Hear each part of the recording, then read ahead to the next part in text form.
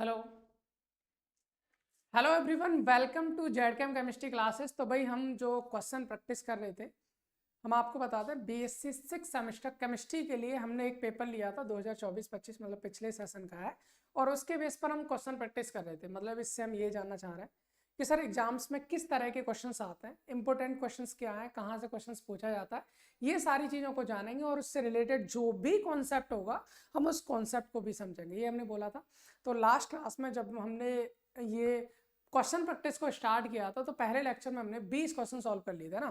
20 questions को solve हम कर चुके हैं। उसके आगे के क्वेश्चंस हम सॉल्व करने वाले हैं। बाय द वे, इस जो हमारे पास में जो एग्जाम पेपर है इसमें 100 क्वेश्चंस है, राइट। ये सारे के सारे एमसीक्यू क्वेश्चंस हैं, मतलब ऑब्जेक्टिव क्वेश्चंस है। अगर आपके यूनिवर्सिटी में ऑब्जेक्टिव क्वेश्चन पेपर आता तो फिर तो आपको कोई प्रॉब्लम है ही नहीं।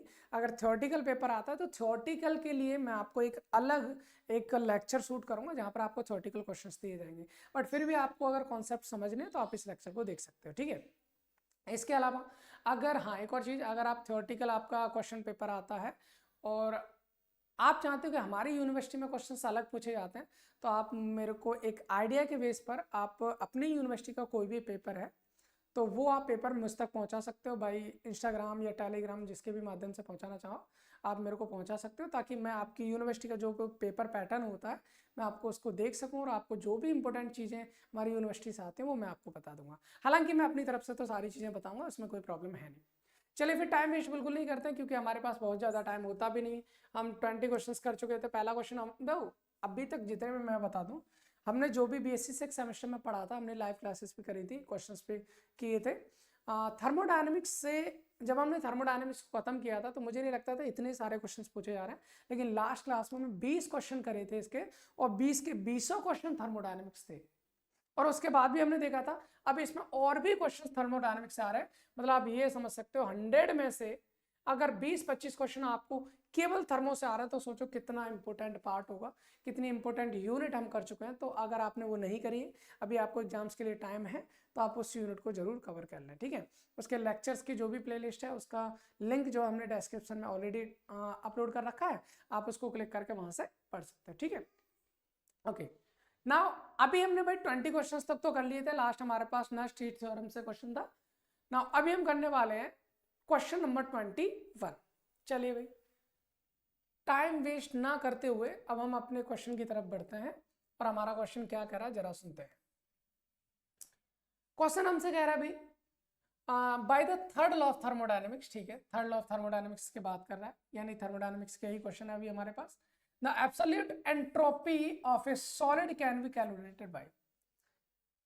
थर्ड लॉ ऑफ थर्मोडायनेमिक्स में जब हम एब्सोल्यूट एंट्रोपी को, एब्सोल्यूट जीरो टेम्परेचर पर जब हम एंट्रोपी को कैलकुलेट करते हैं किसी भी परफेक्टली क्रिस्टलाइन सॉलिड की, या फिर परफेक्टली क्रिस्टलाइन सॉलिड भी नहीं है तो उसका जो फॉर्मूला आता है वो हमारा कहाँ से आता है?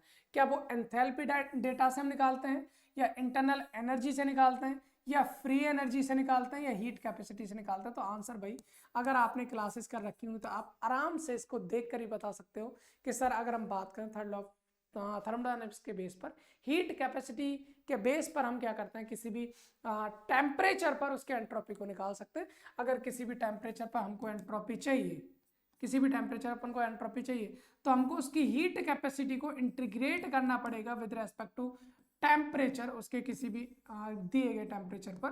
तो ये हमारे पास जो भी थर्ड लॉ ऑफ थर्मोडायनेमिक्स के बेस पर एंट्रोपी कैलकुलेट करने का फॉर्मूला होता है। तो हमारे यहाँ पर ना तो इंथैल्पी आता है, ना इंटरनल एनर्जी आता है, ना फ्री एनर्जी आता है, एकलौता एक ही आता है, दैट इज हीट कैपेसिटी। तो आंसर हो जाएगा अपने पास डी। इसमें तो कोई प्रॉब्लम नहीं होनी चाहिए क्योंकि बहुत सिंपल सा क्वेश्चन था। अभी हम आगे बात करते हैं। अगला क्वेश्चन हमारे पास ये दे रखा है एफिशिएंसी ऑफ कार्नोट इंजन। देखो एफिशिएंसी से कितने सारे क्वेश्चंस आ चुके हैं। कार्नोट साइकिल अगर थ्योरेटिकली तो भाई उसका डेरिवेशन भी पढ़ के जाना है आपको, अगर आपके थ्योरेटिकल एग्जाम्स है तो। अगर आपके ऑब्जेक्टिव हैं तो फिर आपको उसकी इफिशियंसी से जितने मोस्टली क्वेश्चंस आप कर सको वो कर लेना। और इसके अलावा जो हम बोल सकते हैं कि कार्नोट इंजन में जो प्रोसेस है हमारे पास, कौन कौन सी प्रोसेस होती है, कहाँ पर क्या चीज़ कांस्टेंट होती है, वो सारी चीज़ें बता चुका हूँ, तो वो भी आपको पढ़ के जाना है। Efficiency of Carnot engine working between 300 kelvin and 400 kelvin. भाई 300 और 400 केल्विन के बीच में आपका टेम्परेचर दे रखा है, इनके बीच में कोई कार्नोट इंजन जो है काम कर रहा है। तो उसमें से उसकी इफिशियंसी क्या होगी, वर्किंग इफिशियंसी। तो हमने आपको बताया था कि अगर आपको इफिशियंसी निकालनी है तो TH minus TC upon TH, high temperature minus cold temperature divide by high temperature. तो भाई हाई टेम्परेचर कितना है अपने पास 400 केल्विन, ठीक है 400 केल्विन में ही रखना है। अगर डिग्री सेल्सियस में होता है तो उसको आपको केल्विन में कन्वर्ट करना पड़ेगा, फिर उसके बाद में सॉल्व करना है। तो 400 माइनस 300 डिवाइड बाई 400, तो इट बिकम 100 अपॉन 400, 0 से 0 कैंसिल हो जाएगा, 1 अपॉन 4 मतलब 0.25। तो आंसर कितना हो जाएगा भाई हमारे पास 0.25 क्या हो गया, एफिशिएंसी होगी। और अपन को परसेंट एफिशिएंसी चाहिए तो 100 से मल्टीप्लाई कर दो, 0.25 into 100, it become 25%। The answer become B. Clear है, आसान सा क्वेश्चन था, सिंपल सा क्वेश्चन था, 2 क्वेश्चन हमारे पास हो चुके हैं। तो मुझे लगता है आपको इसमें कोई प्रॉब्लम नहीं होनी चाहिए कि किस तरह से हमें क्वेश्चंस करने चाहिए। देखो किस तरह से हमें सॉल्व करना है वो तरीका मैं आपको बता रहा हूँ। बहुत बार क्या होता है कि सर ये क्वेश्चंस कहाँ से आ रहे हैं, कैसे आ रहे हैं, ये तो पता है, बट क्वेश्चंस को हमें एग्जाम में कैसे अटेम्प्ट करना है, कैसे उसको सॉल्व करना है, तो उसके थोड़े से तरीके हमें यहाँ से मिल जाते हैं। तो उम्मीद करता हूँ कि आपको ये दोनों क्वेश्चन समझ में आ गए होंगे, इसमें कोई प्रॉब्लम नहीं है। अगर आपने इससे पहले के जो 20 क्वेश्चन हमने कराए अगर वो नहीं किए तो भाई थोड़ी सी हम चाहेंगे कि आप उनको करके आओ, ताकि थोड़ा सा रिदम आपका बना रहे और हम भी आपको, क्योंकि बहुत सारी चीजें हम पिछले लेक्चर्स पे छोड़ देते हैं ना, तो वो चीजें आपकी क्लियर रहे इस वजह से, ठीक है। क्वेश्चन नंबर 23 की बात करते हैं। क्वेश्चन नंबर 23 क्या कह रहा है हमसे, at absolute zero temperature, absolute zero temperature एक ही जगह पढ़ा था पूरी थर्मोडायनेमिक्स के अंदर हमने। At absolute zero temperature, the entropy of the perfect crystalline substance is zero। कहाँ पढ़ा था सर, इकलौती एक ही जगह थी, थर्ड लॉ ऑफ थर्मोडायनेमिक्स में पढ़ा था। थर्ड लॉ ऑफ थर्मोडायनेमिक्स हमसे यही कहता है कि अगर कोई भी हमारे पास परफेक्टली क्रिस्टलाइन सॉलिड, मैं एक बात बताऊँ, गैस होती है, मैंने टेम्परेचर डाउन किया लिक्विड बन गया, और टेम्परेचर डाउन करूंगा सॉलिड बन जाएगा। और एंट्रोपी मतलब रैंडमनेस होती है, तो एंट्रोपी क्या होती है, गैस की एंट्रोपी बहुत ज्यादा, लिक्विड की बहुत कम, सॉलिड की और कम। तो मतलब जैसे जैसे मैं गैस से सॉलिड में आ रहा हूँ मेरी एंट्रोपी कम हो रही है। थोड़ा सा ध्यान से सुनने की बात करना, यानी कि मैं इनडायरेक्टली ये बोल सकता हूँ कि अगर मैं टेम्परेचर को कम करूंगा तो मेरी एंट्रोपी भी कम होती चली जाएगी। और मैं टेम्परेचर को कम करते करते करते करते करते करते करते करते मैं ले आया 0 केल्विन पर, तो मेरी एंट्रोपी कितनी हो जानी चाहिए, 0 हो जानी चाहिए। ये कहना है किसका, थर्ड लॉ ऑफ थर्मोडायनेमिक्स का, जब हमारा सॉलिड क्या हो, परफेक्टली क्रिस्टलाइन सॉलिड हो तब। तो किसी भी परफेक्टली क्रिस्टलाइन सॉलिड का एब्सोल्यूट जीरो का मतलब होता है 0 केल्विन पर जो हमारे पास एंट्रोपी वो भी 0 हो जाती है। ये कहना किसका था भाई, ये कहना हमारे पास थर्ड लॉ ऑफ थर्मोडायनेमिक्स का था। ये भी हम पढ़ चुके थे, बहुत प्यार से सारी चीजें हमने पढ़ी थी, इसमें कोई समस्या नहीं होनी चाहिए। अगले क्वेश्चन पे हम बात करते हैं। अगला क्वेश्चन हमसे क्या कह रहा है चले भाई क्वेश्चन नंबर 24 पे आ जाओ। क्वेश्चन नंबर 24 हम अपन से कह रहा है कि भाई the standard gives free energy, standard gives free energy मतलब delta zero, change is related to equilibrium constant KP. भाई कुल मिलाकर ये है केपी और डेल्टा जी नॉट के बीच में रिलेशन पूछा है, और वो भी कहाँ, इक्विलिब्रियम पर। तो इनमें से कौन सा होगा, इनमें से कौन सा ऑप्शन है।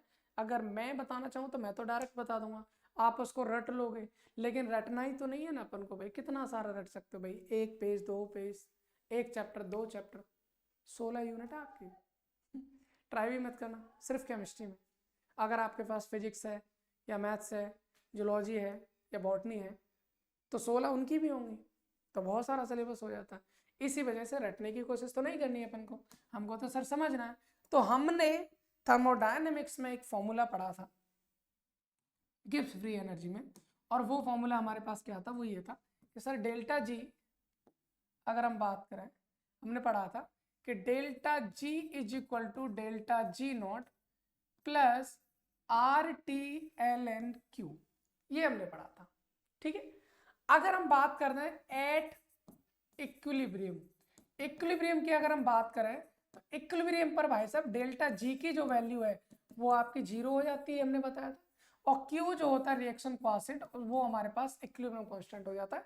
आप केसी ले लो, केपी ले लो, तो आपको क्वेश्चन में जो है वो आपको केपी बोल रखा है, तो हमको भी केपी ले लेता, कोई प्रॉब्लम नहीं, हमने केपी ले लिया। जब हम इसमें रखेंगे तो 0 is equal to delta G not plus RT ln और ln मतलब नेचुरल लॉग होता है, ये आपको पता ही है।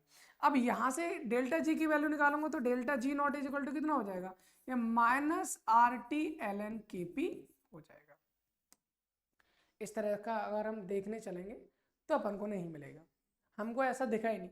हमसे उसने बोला भाई केपी की वैल्यू निकालो, बस सामने वाले की वैल्यू हमें कोई फर्क नहीं पड़ता, हमको केपी की चाहिए, हमने डेल्टा जी नॉट की निकाल ली। तो केपी की निकालने के लिए क्या करना पड़ेगा, कुछ नहीं करना पड़ेगा सर, मैं इसको उल्टा लिख देता हूँ एक बार, माइनस RT ln KP, ताकि आपको अच्छे से समझ में आना चाहिए। माइनस RT ln KP बराबर कितना है, डेल्टा जी नॉट है। अगर मैं यहाँ से क्या करता हूँ, ln KP की वैल्यू निकालता हूँ, ln KP, तो ये जो माइनस RT है इधर चला जाएगा, डिवाइड में चला जाएगा, minus delta G not upon RT हो जाएगा।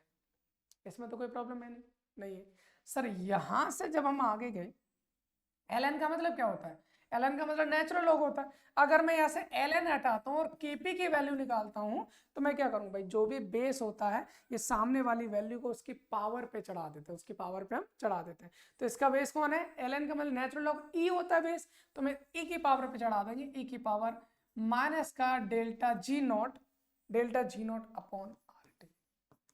सर यही हमारे पास हो जाएगा kp की वैल्यू। और इसको जब हम इधर देखने चलेंगे, क्या ऐसा कुछ है, kp इक्वल टू RT नहीं हो सकता, e की पावर RT नहीं हो सकता, minus delta G upon RT नहीं हो सकता। हाँ बिल्कुल बिल्कुल आपने सही कहा, बिल्कुल आपने सही कहा, डेल्टा जी की जो, और सॉरी kp इक्वल टू जो होगा e की power minus delta G upon RT हो जाना है। क्या आपको इतनी बात समझ में आ रही है, क्या आपको इतनी बात समझ में आ रही है, इसमें कोई दिक्कत तो नहीं है, मुझे लगता है कि आपको कोई दिक्कत इसमें होनी भी नहीं चाहिए। तो क्वेश्चन नंबर 24 जो है वो भी हमारा हो चुका है कंप्लीट। ओके, अब हम चलते हैं अगले क्वेश्चन की तरफ। अपना क्वेश्चन नंबर 25, हाँ 25 तो रह गया अभी। ओके 24 हो गया, क्वेश्चन नंबर 25 पे चलते हैं। क्या कह रहे हैं अभी question number 25, in a reversible process. भाई रिवर्सिबल प्रोसेस और इरिवर्सिबल प्रोसेस मैंने आपको धो के पढ़ाया था, अभी बहुत अच्छे से पढ़ाया था, बहुत जबरदस्त तरीके से पढ़ाया था। और अभी भी आप एक चीज नोटिस कर रहे होंगे, थर्मो 25वां क्वेश्चन चल रहा है, लेकिन 25वां क्वेश्चन भी थर्मोडायनेमिक्स का ही दे रखा है। देखो अभी तक 25 क्वेश्चन आ चुके हैं इससे थर्मोडायनेमिक्स से, तो कितना इंपॉर्टेंट यूनिट है ये आपको पता होना चाहिए, ठीक है ना। तो भाई in a reversible process the sum of delta S system and delta S of surrounding is, भाई आपको कितनी बार बताए थे, बहुत प्यार से बता चुके हैं कि भाई डेल्टा एस जो होता है वो ग्रेटर इक्वल टू जीरो होता है, ग्रेटर इक्वल टू जीरो होता है। अगर डेल्टा एस की वैल्यू जीरो भी हो सकती है और डेल्टा एस की वैल्यू क्या हो सकती है, ग्रेटर हो सकती है जीरो से। जीरो कब होगी, जब आपका रिवर्सिबल प्रोसेस होता है तो। और डेल्टा एस की वैल्यू जीरो से ज्यादा कब होगी, इरिवर्सिबल प्रोसेस के, इरिवर्सिबल प्रोसेस के लिए। तो भाई इस बार हो सकता है उसने बोल दिया भाई कि टोटल जो एंट्रोपी चेंज है वो रिवर्सिबल के लिए जीरो होता है, इरिवर्सिबल के लिए अगली बार पूछ लेगा। उसने कहा बताया भाई रिवर्सिबल प्रोसेस है, हम दोनों का एंट्रोपी को जोड़ दें तो टोटल एंट्रोपी क्या होगी, क्या जीरो से ज़्यादा होगी, हम कहेंगे कभी नहीं। क्या जीरो से कम होगी, हम कहेंगे कभी नहीं। मीनिंगलेस तो होता ही नहीं रे, कौन होगा, जीरो होगा सर, क्योंकि उसने बोला है ना रिवर्सिबल। रिवर्सिबल के लिए कितना होता है, जीरो होता है, और रिवर्सिबल नहीं हो, इरिवर्सिबल होता है तो जीरो से ज़्यादा होगा, यानी मोर देन जीरो होगा। उम्मीद करते हैं इतनी बात भी आपको क्लियर हो गई होगी, इसमें कोई समस्या आपको नहीं होनी चाहिए। Okay got it.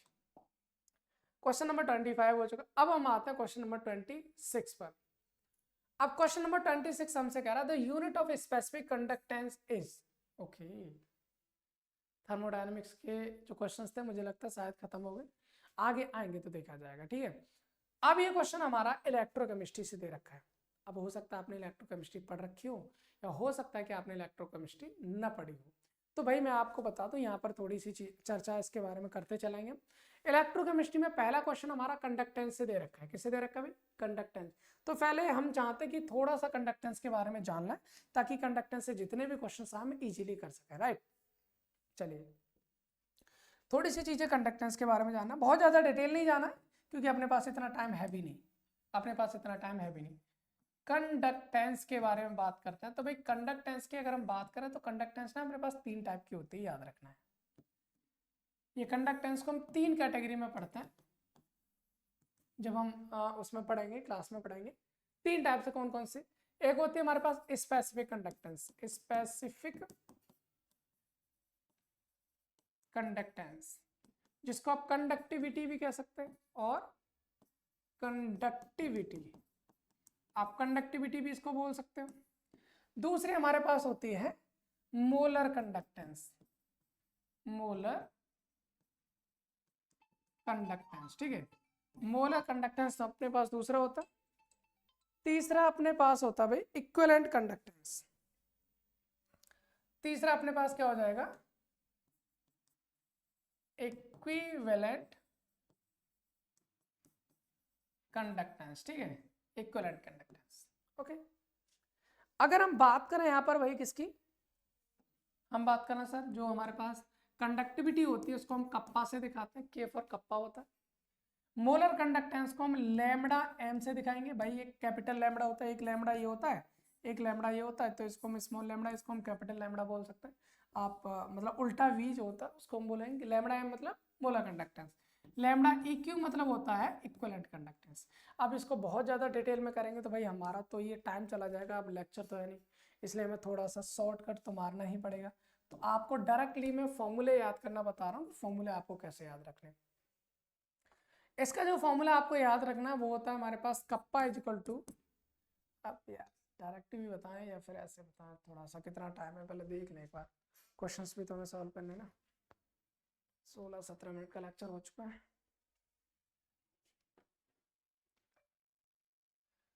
चलो एक डायरेक्ट फॉर्मूला बताते हैं, सारे फॉर्मूले एक साथ लिख दो। कप्पा इज इक्वल टू एक जी स्टार होता है, एक फॉर्मूला होता है kappa is equal to G star. आपने कहीं ना कहीं आपने पढ़ा होगा, जी जो होता है हमारे पास कंडक्टेंस होता है, और कंडक्टेंस हमेशा रेजिस्टेंस का रेसिप्रोकल होता है, मतलब जो जिसे हम बोल सकते हैं चालकत्व, हिंदी में चालकत्व जो क्या होता है, प्रतिरोध का व्युत्क्रम, प्रतिरोध का उल्टा ही चालकत्व होता है। तो आप इससे एक फॉर्मूला भी बना सकते हो, kappa is equal to 1/r G star, ये फॉर्मूला भी आपका बन जाता है, ये न्यूमेरिकल्स में भी काफी हेल्प करता है हमारे लिए। दूसरा आप ऐसे भी कर सकते हो, जी को रहने दो, जी स्टार हमारे पास सेल कांस्टेंट होता है, ये हमारे पास कंडक्टेंस है, ये हमारे पास, ये हमारे पास कंडक्टेंस है, कंडक्टेंस है, जी स्टार हमारे पास सेल कांस्टेंट है, ठीक है, आर हमारे पास रेजिस्टेंस है, रेजिस्टेंस, ठीक है, ये आपको ध्यान रखना है। तो आप इसको इस तरह से भी कर सकते हो, कैसे कर सकते हो भाई, आप इसको कर सकते हो, जी को जी ही रहने दो, जी स्टार हमारे पास L/A होता है, L/A, तो इसको भी हम शॉर्ट में लिख देते हैं भाई, L हमारे पास लेंथ होता है, 2 इलेक्ट्रोड के बीच की लेंथ होती है, A हमारे पास इसका क्रॉस सेक्शन एरिया होता है, मैं पूरा नहीं लिख रहा हूँ भाई क्योंकि इतनी अपने पास जगह भी नहीं है। तो एक हमारे पास फॉर्मूला ये हो जाता है क्या, kappa is equal to G star, या फिर 1/r जी स्टार, या फिर जी L/A हो जाएगा। अगर आप इसको ऐसे लिखना चाहो, आप इसको जी को और जी स्टार दोनों चेंज कर दो तो 1/r L/A, ये भी हमारे पास एक फॉर्मूला हो जाएगा।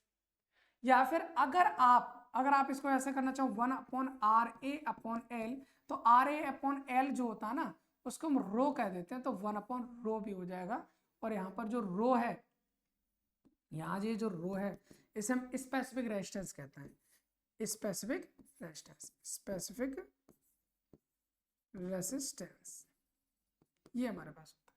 तो मैंने आपको एक से ज़्यादा फॉर्मूलों को एक साथ लिख दिया है कि जो भी हमारे पास स्पेसिफिक कंडक्टेंस या कंडक्टिविटी से रिलेटेड कोई भी क्वेश्चन होता है आप यहाँ से निकाल सकते हो। हमको एक्चुअल में इसकी यूनिट के पास जाना है, हमको इसकी यूनिट से बात करनी है, तो जब हम इसकी यूनिट के बारे में जाते हैं तो आप कोई सी भी फॉर्मूला इसका उठा सकते हैं यूनिट निकालने के लिए। अगर हम बात करें तो भाई कप्पा इज इक्वल टू, जैसे ये मैंने ये ले लिया मैंने 1/r इंटू L/A, राइट, ठीक है। तो आपको पता है जब इसकी यूनिट आप निकालोगे 1/r क्या होता है, 1/r क्या रेजिस्टेंस, और रेजिस्टेंस का जो यूनिट है दैट इज ओम, ठीक है, इंटू L/A, L क्या है सेंटीमीटर लेंथ है, एरिया सेंटीमीटर स्क्वायर हो जाएगा, तो ये सेंटीमीटर से स्क्वायर कैंसिल हो जाएगा, तो हमारे पास जो कप्पा की यूनिट बचेगी वो हमारे पास यूनिट क्या हो जाएगी, ओम ऊपर जाके क्या हो जाएगा ओम इनवर्स, और ये सेंटीमीटर ऊपर जाके क्या हो जाएगा सेंटीमीटर इनवर्स, ये हमारे पास। अच्छा, ओम इनवर्स को हम साइमन भी बोलते हैं, साइमन सेंटीमीटर इनवर्स हो जाएगा, और साइमन को मोह भी बोल सकते हैं, सॉरी मोह, तो इसे मोह सेंटीमीटर इनवर्स। तो कुल मिलाकर हमारे यहाँ से 3 यूनिट आपको देखने को मिलेंगी, कोई सी भी हो सकती है। पहले हमारे पास क्या है, पहले हमारे पास हम बोल सकते हैं कि ओम इनवर्स सेंटीमीटर इनवर्स बोल दो, या मोह सेंटीमीटर इनवर्स बोल दो, या साइमन सेंटीमीटर इनवर्स बोल दो, तीनों में से कुछ भी बोल सकते हैं। ये हमारे पास स्पेसिफिक कंडक्टेंस ही होता है। ओके ओके, कोई प्रॉब्लम नहीं है। अब हम बात कर लेते हैं भाई किसकी, मोलर कंडक्टेंस की।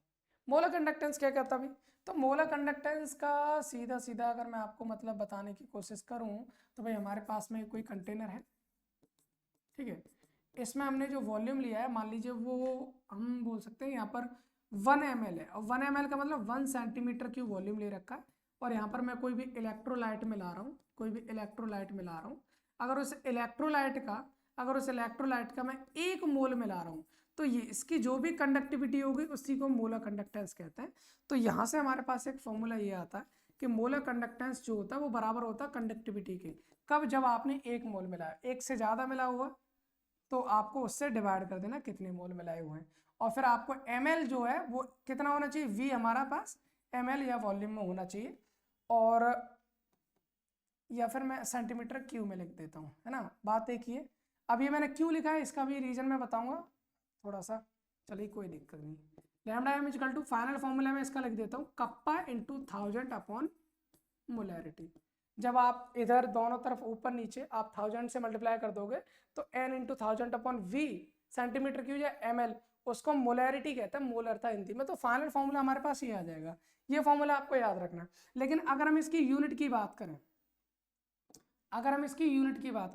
तो इसकी यूनिट क्या हो जाएगी भाई, इसकी यूनिट हम यहाँ से निकालेंगे। देखिए ये कप्पा की यूनिट ये रही है हमारे पास, ओम इनवर्स सेंटीमीटर इनवर्स, ठीक है, इनटू v वॉल्यूम किसमें, सेंटीमीटर क्यूब में, डिवाइड बाई n मोल हो गया हमारे पास। तो फाइनली अगर मैं इसकी यूनिट निकालना चाहूँ तो इसकी यूनिट हो जाएगी ओम इनवर्स सेंटीमीटर माइनस 3 में से क्या 2 बचेंगे, सेंटीमीटर स्क्वायर, और मोल पहुंच जाएगा ऊपर, यानी कि मोल इनवर्स। तो कहने का मतलब मेरा ये है कि आपको अभी हम यूनिट की बात करें, बाकी डिटेल आएंगे तो वहां पर भी समझ लेंगे। तो देखो स्पेसिफिक कंडक्टेंस की यूनिट पूछी जाए या कंडक्टिविटी की यूनिट पूछी जाए तो आपको ओम इनवर्स सेंटीमीटर इनवर्स होता है। मोलर कंडक्टेंस की पूछे तो ohm inverse centimetre square mole inverse हो जाएगा। वहीं पर अगर आपको इक्विवेलेंट इनवर्स की पूछे तो इक्विवेलेंट इनवर्स में कुछ ज़्यादा नहीं, आपका इसका फॉर्मूला जो होगा वो लैम्डा EQ से दिखाएंगे, lambda EQ equal to kappa into 1000 upon यहाँ पर नॉर्मेलिटी हो जाएगी। अंतर इतना ही है फॉर्मूले में, या मोलैरिटी होती है यहाँ पर नॉर्मेलिटी हो जाती है। और अगर इसकी यूनिट की अगर हम बात करें, लैम्डा EQ की यूनिट जो होगी वो हो जाएगी ohm inverse centimetre square equivalent inverse हो जाएगी। तो मैं ज़्यादा टाइम नहीं लेना चाह रहा था आपका, बट फिर भी कोई नहीं, इतना चला गया, ठीक है। तो कंडक्टेंस की फिलहाल आपको यूनिट जो है, अब आप इसको डायरेक्टली याद रख लो, कुछ भी मेरा ये कराने का पर्पस ये था कि देखो क्वेश्चन हमेशा न्यूमेरिकल पोर्शन से 3 टाइप से पूछे जाते हैं, या तो वो यूनिट से पूछेगा, या फॉर्मूले से पूछेगा, या फिर पूछेगा आपसे किससे, न्यूमेरिकल से, ठीक है। तो हमको फॉर्मूले पता होने चाहिए। तो स्पेसिफिक कंडक्टेंस में जितने भी फॉर्मूले यूज होते हैं वो मैंने यहाँ पर लिख दिए। मोलर कंडक्टेंस का फॉर्मूला ये हो गया, इक्विवेलेंट कंडक्टेंस का फॉर्मूला ये हो गया, और तीनों की यूनिट भी हमने निकाल ली। तो अब मुझे लगता है कंडक्टेंस से कोई भी क्वेश्चन आएगा मैं इजीली कर जाएंगे। चलिए अब हम पहुंचे यहाँ पर। क्वेश्चन ने हमसे कहा था स्पेसिफिक कंडक्टेंस की यूनिट बताओ भाई। स्पेसिफिक कंडक्टेंस अभी पढ़ गए हम, क्या ओम इनवर्स सेंटीमीटर इनवर्स है सर। देखो क्या हमारे पास में ऐसा कोई ऑप्शन है, इसने कहा भैया ओम सेंटीमीटर नहीं हो सकता, ओम इनवर्स सेंटीमीटर इनवर्स हो सकता है, बिल्कुल हो सकता है सर। इसको स्क्वायर दिया ये नहीं हो सकता, इसमें खाली सेंटीमीटर ये नहीं हो सकता, तो option B will be the right answer. ठीक है, बहुत सिंपल था, हमको केवल थोड़ा सा कॉन्सेप्ट को समझना था, बाकी तो हमें चीजें क्लियर होती ही होती हैं। ठीक है, अगला क्वेश्चन हमारे पास है 27। वो कह रहा है sir which of the following is strong electrolyte. Strong electrolyte, okay, strong electrolyte वो होता है जिसको अगर हम वाटर में डिजोल्व करें तो डिजोल्व होने के बाद जो 100% अपने आयनों में टूट जाता है हम उनको स्ट्रॉन्ग इलेक्ट्रोलाइट कहते हैं, और जो 100% अपने आयनों में नहीं टूटता है हम उसको वीक इलेक्ट्रोलाइट कहते हैं। अब ऐसे क्वेश्चंस को हम ऑप्शन देख के बताएंगे। हम चले, ये देखो CH3COH बेचारा कभी स्ट्रॉन्ग नहीं हो सकता, एसिटिक एसिड इतना मतलब हम ये बोल सकते हैं जब इसको हम वाटर में डिजोल्व करेंगे ये हो सकता है कि 40% टूट जाए, 50% टूट जाए, 60% टूट जाए, 70% टूट जाए, लेकिन 100% नहीं टूटता है। आपको बहुत ज़्यादा डाइल्यूट कर लिया तब की बात अलग है, लेकिन नॉर्मली हमारे पास कंप्लीटली 100% अपना आयनों में नहीं टूटता तो हमारे पास वीक इलेक्ट्रोलाइट होता है। NH3 की अगर हम बात करें, भाई ये अमोनिया, ये कैसे आयनों में टूटेगा, ये कैसे आयनों में टूटेगा, पॉसिबल नहीं है, तो हम इसको भी हम बोलेंगे ये भी हमारे पास स्ट्रॉन्ग इलेक्ट्रोलाइट नहीं है। अब बचा हमारे पास HF और HCl। हाँ, HF को अगर आप तोड़ोगे sir H plus F minus में टूट जाएगा। H कौन सा, Br, HBr को अगर आप तोड़ोगे तो H प्लस और Br माइनस में टूट जाता है। इन दोनों में से कौन ज्यादा हमारे पास, हम बोल सकते हैं इन दोनों में से कौन स्ट्रॉन्ग इलेक्ट्रोलाइट होगा, तो भाई जो जितना अच्छा एसिड होगा वो उतनी अच्छे से H प्लस दे देगा, और जितनी अच्छे से H प्लस देगा वो उतना अच्छा क्या होगा, स्ट्रॉन्ग एसिड होगा या स्ट्रॉन्ग इलेक्ट्रोलाइट होगा, हम ये बोल सकते हैं। अब इन दोनों में से अच्छा एसिड कौन है, इन दोनों में से अच्छा एसिड कौन है, आपने बहुत बार पढ़ा होगा sir, HF, HCl, HBr, HI है। इनमें से अगर हम देखें किसकी एसिडिक नेचर ज़्यादा है, अगर हम इनकी एसिडिक नेचर की बात करते हैं तो भाई आप इजीली बता सकते हो सर HI सबसे अच्छा एसिड होता है, HBr, HCl, HF सबसे कम होता है।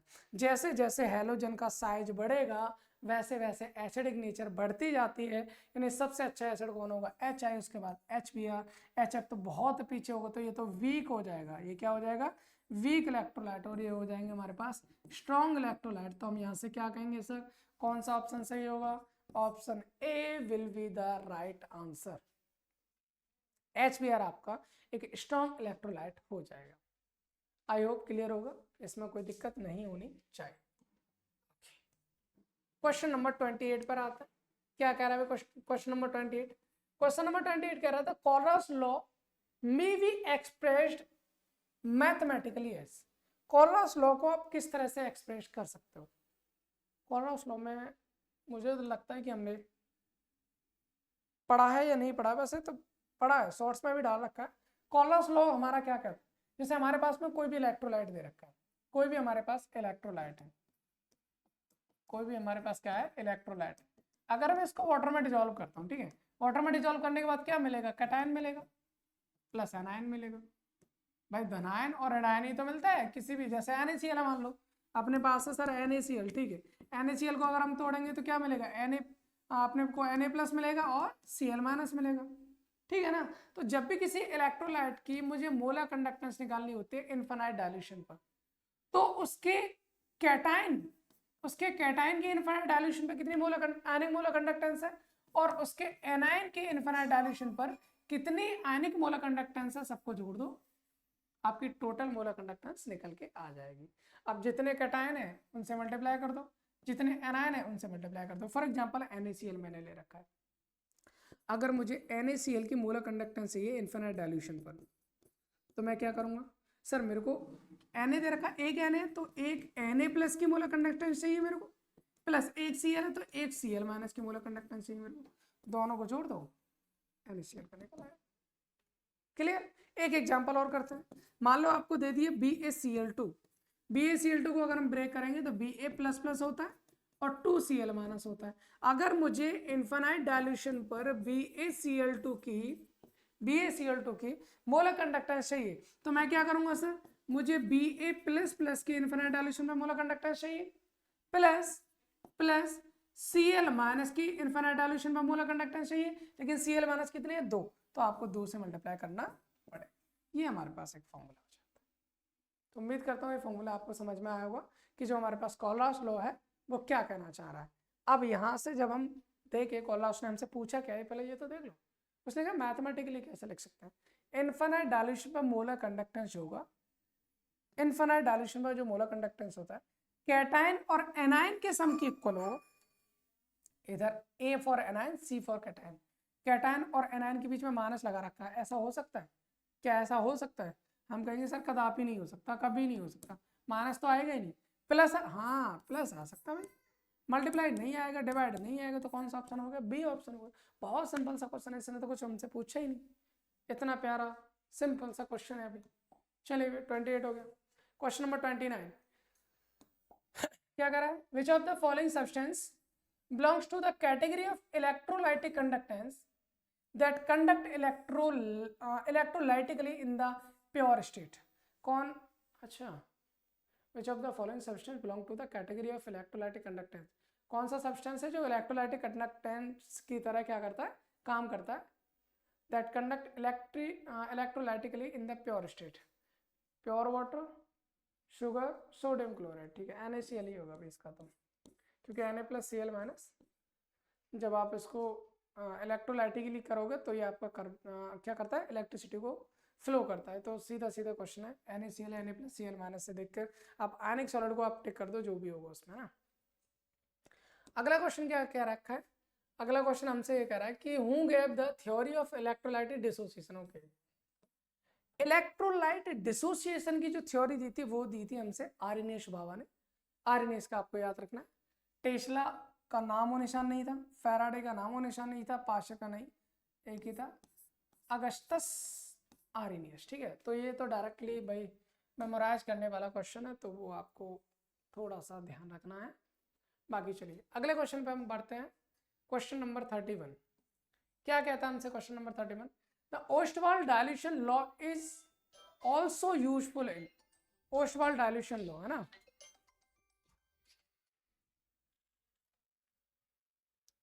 हाँ भाई, Ostwald dilution law is also useful in, Ostwald dilution law जो होता है किस चीज के लिए करता है, तो इसने हमसे कहा है भाई कैलकुलेट, पीएच को कैलकुलेट करता है, अबे कभी नहीं करता भैया, डिटर्मिनेशन ऑफ के ए को तो डिटरमाइन करता है बट न्यूट्रल में नहीं करता, डिसोसिएशन कांस्टेंट न्यूट्रल कंपाउंड में नहीं करता, डिसोसिएशन फॉर एसिड हाँ ये करेगा, डिटर्मिनेशन ऑफ स्ट्रॉन्ग इलेक्ट्रोलाइट नहीं, वीक के लिए होता है, हमेशा वीक के लिए होता है, वो भी ये एसिड जो भी होगा वो कौन होगा, वीक इलेक्ट्रोलाइट के लिए होता है, ठीक है। और डिसोसिएशन कांस्टेंट फॉर एसिड हम इसको बताते हैं ओस्टवाल्ड डाइल्यूशन लॉ जो होता है वो एसिड के डिसोसिएशन के लिए बताता है, और उसमें भी हम क्या बोल सकते हैं कि वीक इलेक्ट्रोलाइट के लिए बताता है। इसका एक फॉर्मूला आप याद रखना, हो सकता है कि हमें आगे कहीं ना कहीं तो काम आ ही जाएगा। डिसोसिएशन कांस्टेंट, जैसे कोई एसिड है हमारे पास, कोई भी एसिड है, एच मैंने एसिड ले लिया, तो जो H+ और ए माइनस में हमारे पास ब्रेक हो रहा है, ए माइनस में हमारे पास ब्रेक हो रहा है, इसको डिसोसिएशन कांस्टेंट जो है वो क्या है, के, तो K जो होगा हमारे पास वो हो जाता है C⁴/1 - C क्या है हमारे पास, C is the concentration, this is concentration, C हमारे पास कॉन्सेंट्रेशन होगी कि ये जो कंपाउंड है इसकी कॉन्सेंट्रेशन क्या है, और दूसरा अल्फा, अल्फा हमारे पास degree of dissociation, degree of dissociation मतलब कितना परसेंट टूट रहा है, 20%, 40%, 60%, 80%, 90%, 95%, जितना परसेंट टूट रहा है वो अल्फा की वैल्यू हो जाएगी, सी हमारे पास कॉन्सेंट्रेशन होती है। तो इस तरह से हम ओस्टवाल्ड डाइल्यूशन लॉ की हम बात करेंगे। तो चलिए हम इधर आते हैं पहले तो ये तो हमारे पास हो गया डिसोसिएशन ऑफ एसिड हो जाना। Question number next, that is question number 32। Debye-Hückel on Sagar equation of strong electrolyte was given in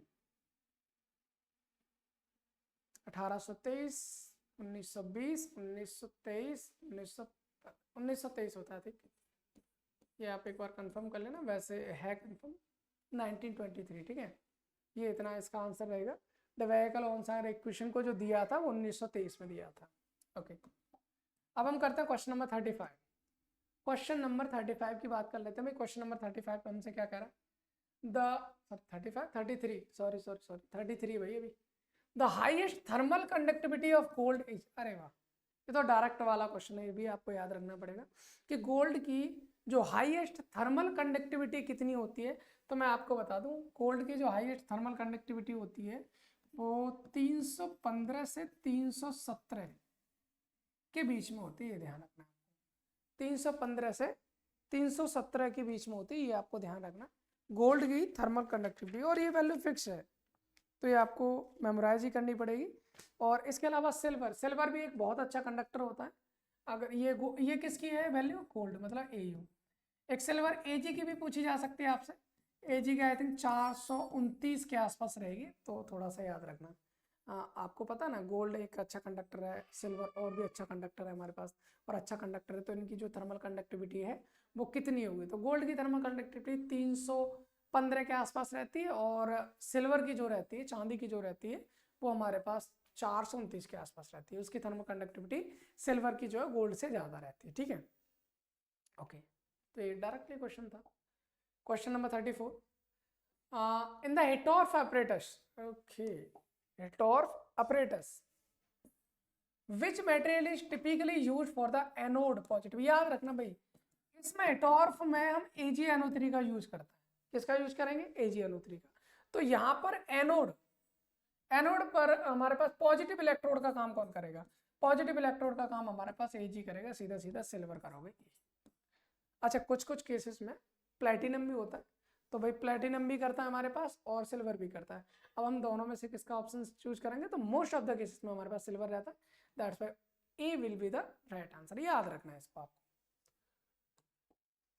okay, question number 35 क्या कह रहा है भाई? हमसे कह रहा है question number 35, amount of dissociation of weak acid in V litre and alpha degree of then degree. अच्छा, डिसोसिएशन कांस्टेंट ऑफ, अरे अभी तो पढ़ा था भाई, अभी तो हमने जाने थे ना, ये K equal to C alpha square upon 1 minus alpha. बिल्कुल, देखो अरे वहीं से आगे भी क्वेश्चन हमसे, वहीं से आगे। डिसोसिएशन कांस्टेंट Ka जो है, डिसोसिएशन कांस्टेंट होता है Ka, तो Ka इक्वल टू कितना होता है? C alpha square upon 1 minus alpha होता है। C alpha square equal to 1 minus alpha होता है। ठीक है, तो इसमें से देखो कौन सा है। हम कहेंगे सर C नहीं देखने को मिल रहा हमें। उसने कहा है V लीटर है, V लीटर है, तो हमको पता है कॉन्सेंट्रेशन क्या होता है? कॉन्सेंट्रेशन होता है मोल पर लीटर सॉल्यूशन। क्या होता है भाई? कॉन्सेंट्रेशन हम मोलैरिटी को लेके चलेंगे, कॉन्सेंट्रेशन मतलब मोलैरिटी, ये होता है मोल पर लीटर मतलब वॉल्यूम N अपॉन V। तो C की जगह आप N अपॉन V रख दो, तो Ka इक्वल टू हो जाएगा N alpha square upon 1 minus alpha into V। ये रख सकते हो। अभी भी मैच नहीं करेगा तो आप N की वैल्यू कितना मान लो, हम 1 मोल के लिए बात कर रहे हैं, तो Ka इक्वल टू कितना हो जाएगा? Alpha square upon 1 minus alpha into V। अब तो मिल जाएगा आंसर, अब तो देख लो। तो K equal to alpha square, ये तो अल्फा ये खाली हो ही नहीं पाएगा, ये भी नहीं हो पाएगा, ये हाँ ये हो नहीं सकता, ये हो गया alpha square upon 1 minus alpha into V। The option C will be the right answer. ठीक है, उम्मीद करता हूं आपको जो क्वेश्चन है किस तरह से आया आपको समझ में आ गया हो। अभी हम चलते हैं क्वेश्चन नंबर 36 पर। क्या कह रहा है भैया? क्वेश्चन नंबर 36 हमसे कह रहा है the molar conductivity of BaCl2 according, अरे कॉलस अभी अभी किया था भैया हमने, बिल्कुल बिल्कुल बिल्कुल अभी अभी किया था। आप लोग खुद करके देख लो इसको भी, आप लोग खुद करके देख लो। अभी अभी मैं आपको अगर दिखाऊं तो मैंने अभी अभी जस्ट थोड़ा सा पहले किया था, जब हम इसको समझ रहे BaCl2 का। BaCl2 को जब आप ब्रेक करो Ba++ मिलेगा, 2Cl- मिलेगा।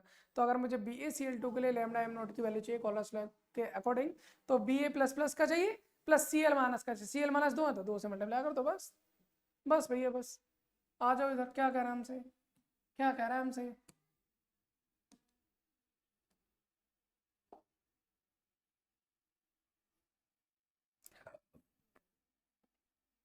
BaCl2, तो मेरे को क्या चाहिए भाई? एक Ba और 2 Cl।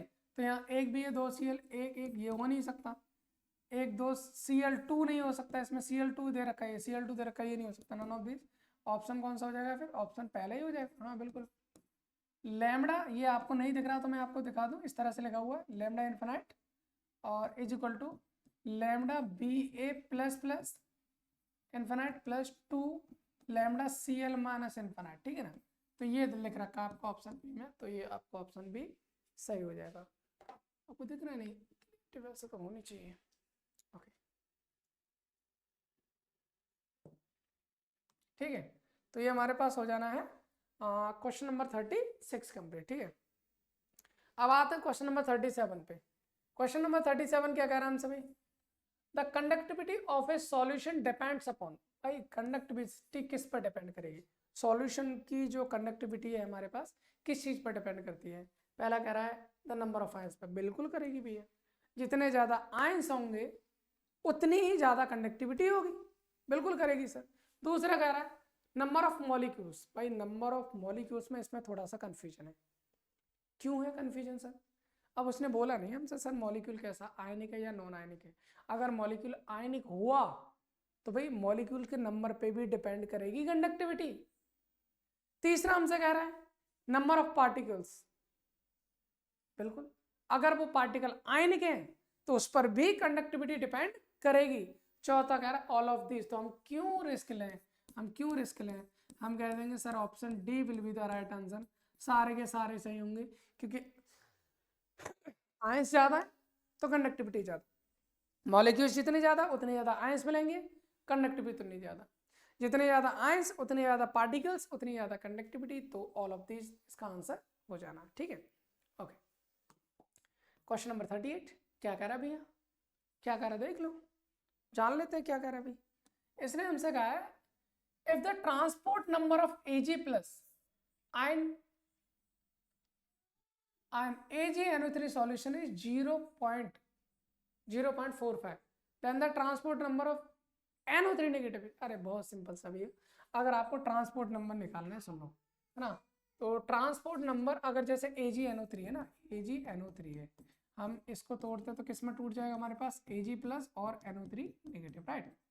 हम यहाँ से कहेंगे transport number of Ag plus plus transport number of NO3 minus is equal to 1। Sir ये 1 के बराबर होते हैं, और अगर मेरे को ट्रांसपोर्ट नंबर चाहिए किसका, NO3 पूछा ना, तो हम क्या करेंगे 1 minus transport number of Ag plus, ठीक है, 1 माइनस Ag प्लस का ट्रांसपोर्ट नंबर दे रखा है 0.45, 0.45 जब आप घटाओगे तो कितना हो जाएगा 5, 5.0, 0.55 पहला ही ऑप्शन हो जाएगा। तो बहुत आसान है, एक का दे रखा दूसरे को 1 में से घटा दो, आंसर आ जाना। तो ट्रांसपोर्ट नंबर इजीली कैलकुलेट कर लोगे। तो क्वेश्चन नंबर 38 भी हमारे पास हो गए क्लियर। अब हम चलते हैं क्वेश्चन नंबर 39, और क्वेश्चन नंबर 39 हमसे क्या कह रहा है भाई, क्वेश्चन नंबर 39 अपन से कह रहा है the correct relation is pH का पूछा है, पीएच का पूछा भाई, तो पीएच का फॉर्मूला तो अपन को पता होता है, पीएच इक्वल टू कितना होता है minus log west N H plus, ये होता है sir minus log west N H plus की concentration.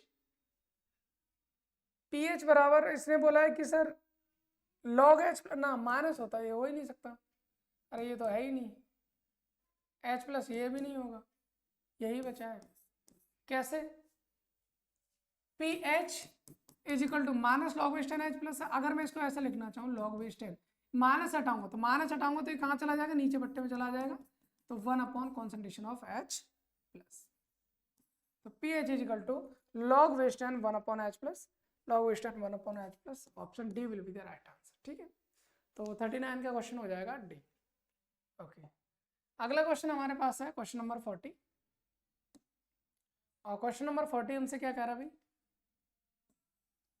The pH of the aqueous solution is 3, pH की वैल्यू कितनी दे रखी है, pH की वैल्यू दे रखी है sir 3, concentration of OH minus पूछ सकता है, OH माइनस की कॉन्सेंट्रेशन कितनी होगी। तो देखो भाई हमने एक चीज पता होती है, इतना तो हम बचपन से पढ़ते जाए, क्लास 9 10th के क्वेश्चन से है भाई, pH और POH दोनों को मैं जोड़ दूं सर हमारे पास आंसर होता है 14, 14 होता है ना, पीओएच और पीओएच को जोड़ दें तो बिल्कुल। OH की कंसंट्रेशन निकालनी है तो हमको पहले POH निकालना पड़ेगा, तो POH बराबर कितना हो जाएगा हमारे पास 14 माइनस पीएच, ठीक है, तो POH कितना हो जाएगा 14 माइनस पीएच कितना है 3 है, इज इक्वल टू कितना हो गया 11 हो गया, बस। अब यहां से हम ये निकालेंगे भाई कि POH क्या होता है, POH इज इक्वल टू होता है minus log west N concentration of OH minus. अभी देखो अभी हमने क्या निकाला था सर, पीएच निकाला था, पीएच बराबर कितना था minus log west N concentration of H plus, यही था। अगर पीएच निकाल ले तो कॉन्सेंट्रेशन ऑफ H प्लस आएगा, पीओएच निकालोगे तो कॉन्सेंट्रेशन ऑफ OH माइनस आएगा। हमको कॉन्सेंट्रेशन ऑफ OH माइनस निकालना है, हम एक काम करेंगे, हम इसको ऐसा लिख सकते हैं log west N concentration of OH minus is equal to कितना हो जाएगा, ये माइनस इधर चला जाए तो माइनस POH है ना, माइनस का POH, और POH की वैल्यू तो दे रखी है ना अपन को कितनी 11, तो हम कर सकते हैं माइनस का 11 हो गया सर, कितना हो गया अपने पास माइनस 11, ठीक है। हमको निकालना है OH माइनस, तो हमको पता भाई OH माइनस निकालते हैं तो जो बेस होता है उसकी पावर पे चढ़ा दो। सर बेस कितना है इसका 10, तो 10 की पावर कितना हो जाएगा -11 मतलब 11, 10 टू द पावर -11 आंसर आ जाएगा pHu कॉन्सेंट्रेशन। तो हमारे पास होगा 10 to the power -11। Question number 40 का answer option number A will be the right answer. ठीक है, इतना आपको समझ में आ गया होगा। 45 मिनट्स की क्लास हो चुकी है आपकी। ओके चलिए भाई, 40 क्वेश्चन हमारे पास हो चुके हैं। अगले लेक्चर में हम देखेंगे, अगले लेक्चर में ज़्यादा से ज़्यादा क्वेश्चंस को सॉल्व करने की कोशिश करेंगे। ठीक है, इस लेक्चर को हम यहीं समाप्त करना है। बस आपसे एक उम्मीद रखना चाहेंगे कि जितना हो सकता है, जितना जल्दी हो सकता है, मतलब हो सकता है जितना हो सकता है उतना शेयर करने की कोशिश करें। जितने भी स्टूडेंट्स हैं जिनको भी प्रिपरेशन करनी है एग्जाम्स की, अपनी टॉपिक्स को क्लियर करना है, आप उनको चैनल का नाम बताएं। अगर आपको डिटेल पढ़ना है कोई भी टॉपिक, आप चैनल पे सीधे जाइए, प्लेलिस्ट में जाइए, जो भी आपको टॉपिक चाहिए वो आपको वहाँ ढूंढ लो और आपको मिल जाएगा। ठीक है, और आप वहाँ से प्रिपरेशन स्टार्ट कर सकते हैं। क्वेश्चन प्रैक्टिस करनी है, क्वेश्चंस पे कैसे क्वेश्चंस को अटेम्प्ट करना, कैसे सॉल्व करना है, वो सारी चीज़ें मैं इधर आपको बता ही रहा हूँ। तो उम्मीद करता हूँ सारी चीज़ें क्लियर हो पा रही होंगी, सारी चीज़ें समझ में आ रही होंगी।